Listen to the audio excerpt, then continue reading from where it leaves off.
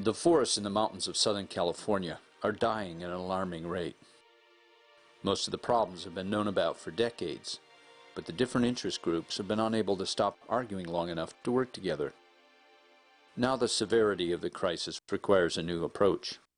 The forest supervisor called in Pinchot and Company, one of America's leaders in large-scale community visioning and whole systems change. He then invited all the competing interest groups to participate in a 3-day process. For Pinchot and Company, having the most diverse group of opinions in the room is precisely the way to find the best creative solutions. This is the San Bernardino and San Jacinto Mountain Summit. Hundreds of people with a stake in the forest coming together to decide what actions their community would take, not what to ask the government to do for them. People with widely divergent interests who'd been disagreeing with each other from opposite sides of rooms for decades. From developers and homeowners, recreation enthusiasts, forest professionals, academics, government officials, scientists, and environmental protection groups, all attempting to bring that diversity together to create a common vision for the future, a future with a healthy forest. Up to three different groups that you think you'd be representing here today. We've got a diversity of different perspectives represented. The opportunity for creativity and innovative solutions goes way up with increased diversity. Much of this process is about listening and listening differently and hearing each other in new ways. You'll find that the diversity is actually going to be an extraordinary strength for creating the future that you want. We had educators who run a summer camp. We have a Caltrans person here. And we've got several business interests. We've got logger and also a man from the biomass business. I belong to the Campfire Girls. We spent a lot of time at camp up in Barton Flats. And I just have lots and lots of memories of wonderful, wonderful times. It seemed like the older I got, the more time I wanted to spend up there. So it was really, really beautiful. We're going to be using a process called appreciative inquiry as a core element of what we're doing. It's based in research that demonstrates that when you focus on what's working and hopes and aspirations about what's possible, that you can actually achieve more, do it faster, and sustain it longer than when you focus on problem solving.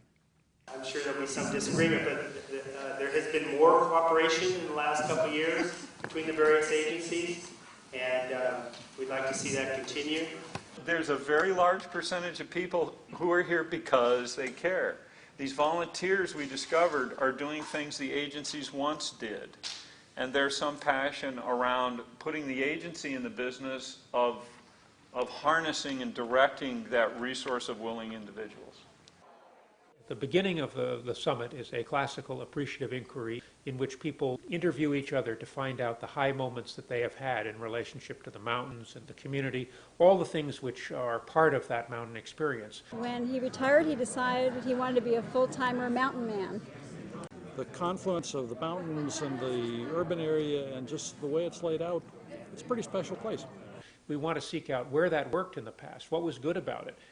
And then the idea is to build the future based on all those things which worked and were good, as opposed to building the future on running away from all the things which are bad.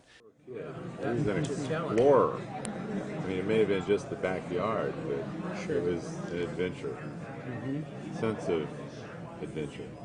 Well, it sounds like his is more an emotional thing that he's saying. That you know, there's an emotional. There's an emotional tie to the forest. This engages the heart at the deepest level and brings about an immediate recognition of common ground between people who thought they were dire enemies. It was surprising how much we were able to come together to consensus on so many of these items. We were walking. Well, they're making more people, but they're not making more land. What I find when I am engaged in a problem-solving kind of orientation, it feels pretty heavy. It's hard work, and it doesn't always have a lot of joy in it. And I've quit growing.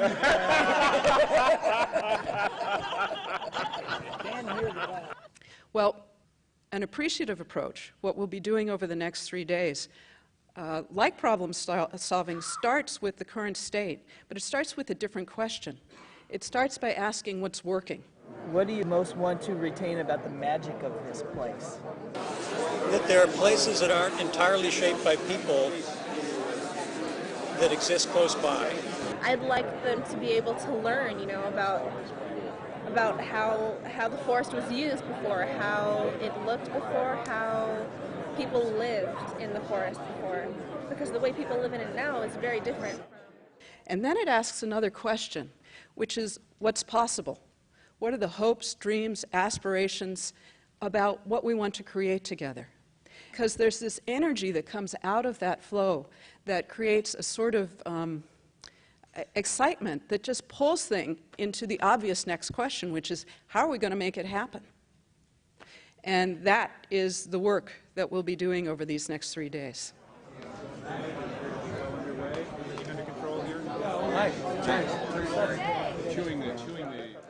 I dream about a sustainable forest, a forest that'll be here for our grandkids and their grandkids, that functions the way natural systems ought to function.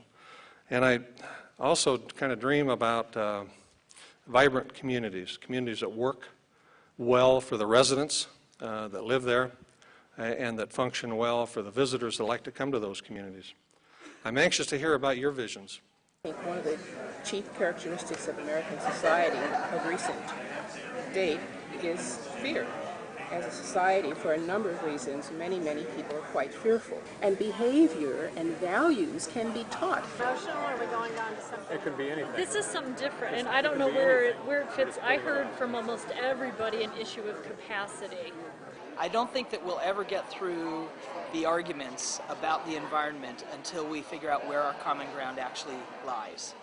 In many ways, we all enjoy the same experiences communing with nature, but we sometimes get there or do it in different ways, either on foot or mechanized or motorized use.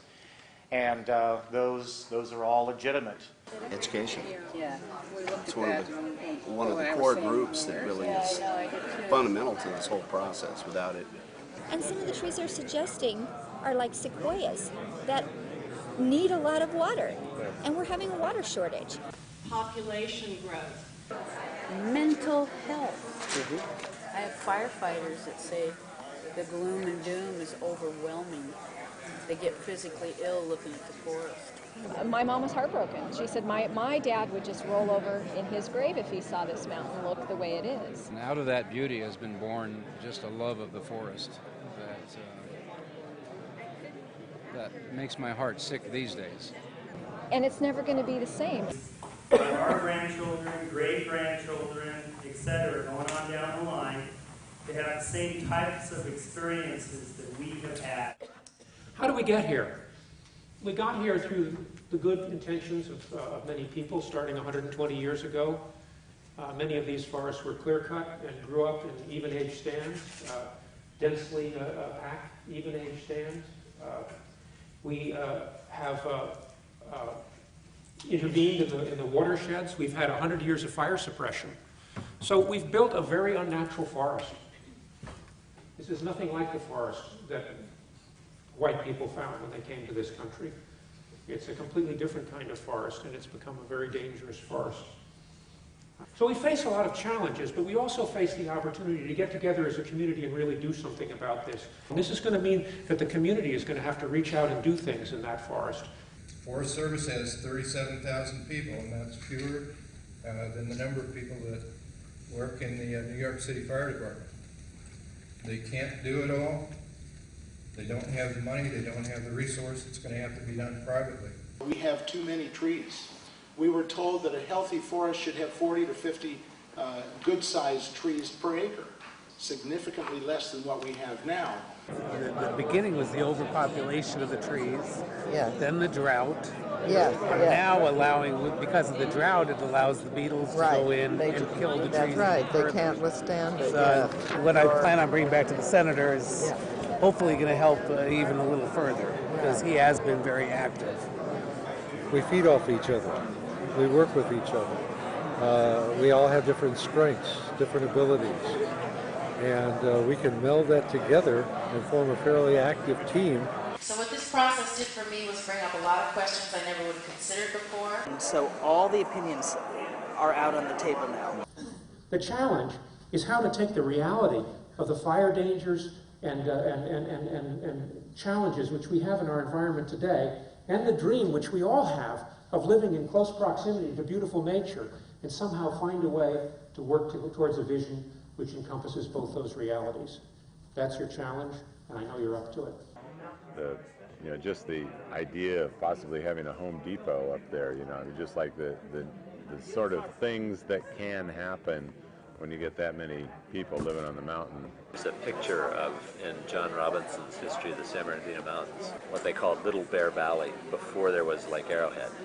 And it looks just like Big Bear, like Holcomb Valley or something, with big meadow in the middle, huge ponderosa pines around the edges, and it's open, park-like. And now it's crowded with a bunch of little, toothpick ponderosas scrambling for light, and it's a very different look.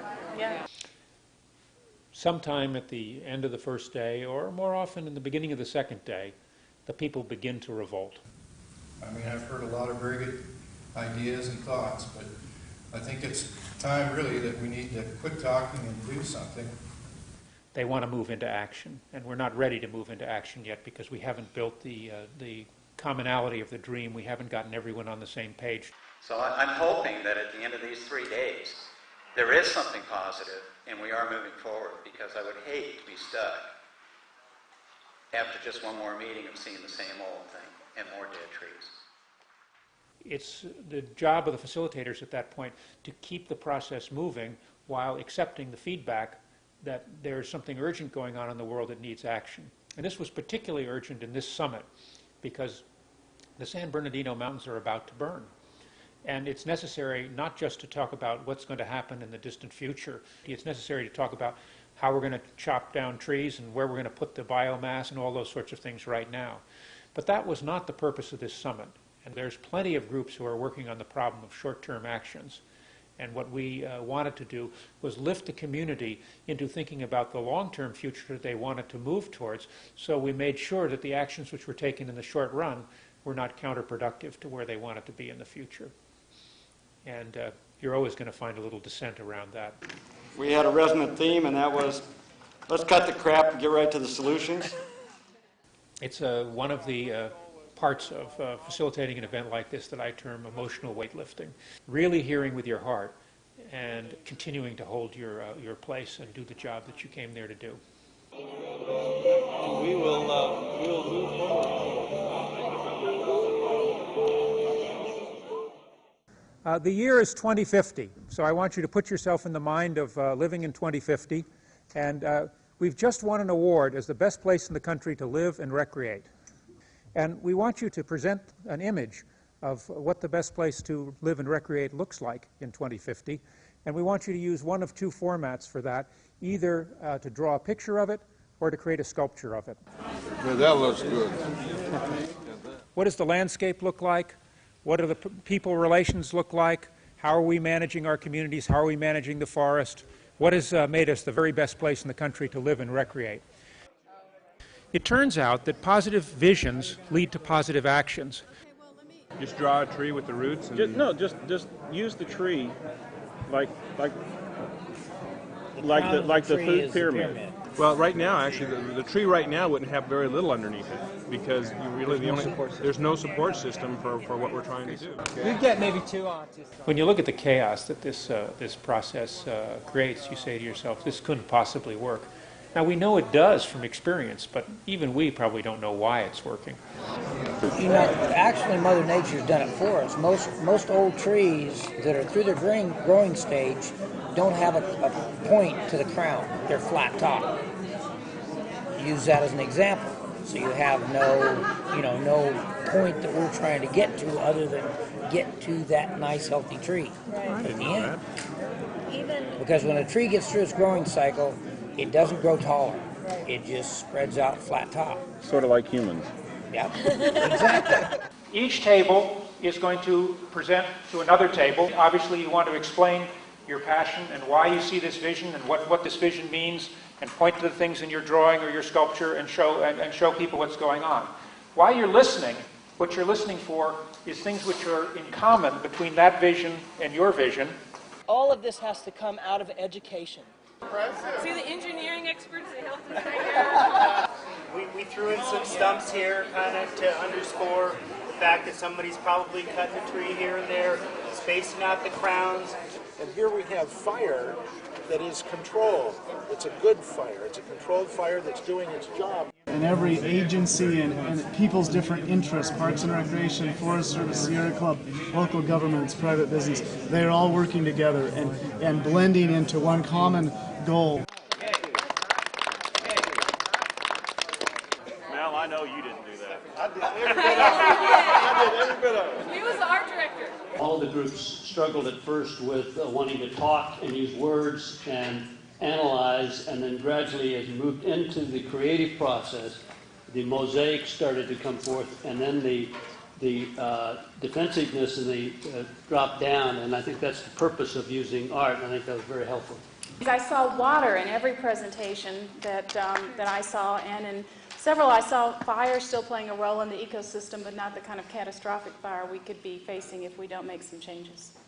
Extreme views were probably the reason where we got to today, and they need to be eliminated. There's a lot of the money that's created leaves, it's not reinvested. And every solution that's going to be sustainable has to have some form of economic sustainability, or it's not going to work.